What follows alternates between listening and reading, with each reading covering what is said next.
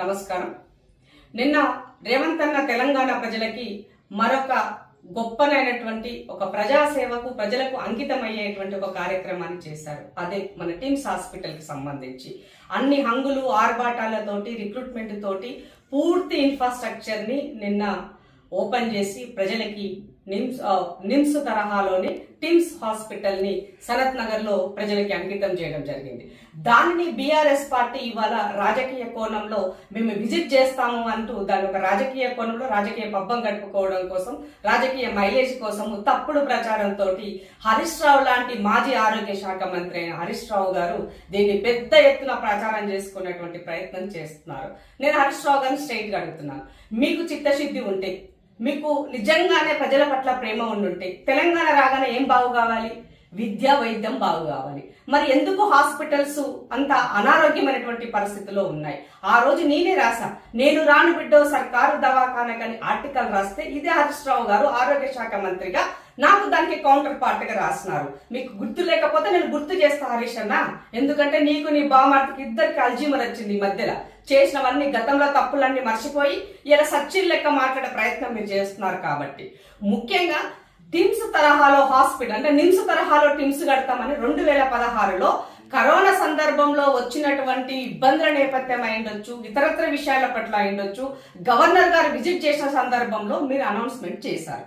Announcement చేసినప్పుడు 2016లో TIMS కడతామని చెప్పి కనీసంలో corona సందర్భంలో కూడా దానికి మీరు ఇంత బునాది తీయలే, శంకుస్థాపన చేయలే.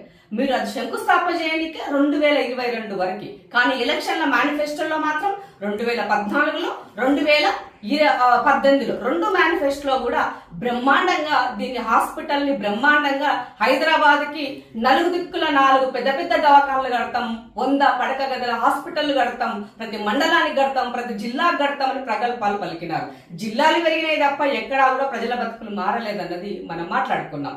కానీ ఇవాళ మళ్ళీ ఈ టిమ్స్ ని మీరు 16లో అనౌన్స్మెంట్ చేసి 22 వరకు శంకుస్థాపన చేయనటువంటి మీరు ప్రజాప్రభుత్వం వచ్చేంత వరకు కూడా, అంటే రేవంత్ అన్న సర్కార్ 2023 డిసెంబర్ 7వ తారీఖు కొలువు తిరిగేప్పటి వరకు కూడా నువ్వు చేసిన పనితనం కేవలం 10-15% కూడా పూర్తి కాలే. నీకు అల్జీమర్ తో బాధపడుతున్నావు కదన్నా, నీకు చూపిస్తా విజువల్స్ చూడు. ఆనాటికి మీరు చూసినటువంటి విజువల్స్, ఆ రోజు మీరు తీసినటువంటి విజువల్సే ఇవాళ ఈ సమాజం ముందు నేను ఉంచుతున్నాను.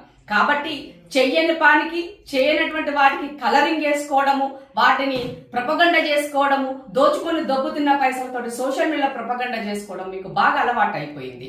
కరోనా సమయంలో ప్రజలు ఎంత దారుణంగా ఆక్సిజన్ అందక, సిలిండర్ లేక ఇబ్బంది పడుతుంటే చావులకు కారణమైనటువంటి మీకు సిగ్గనిపించలేదని అడుగుతున్నాం.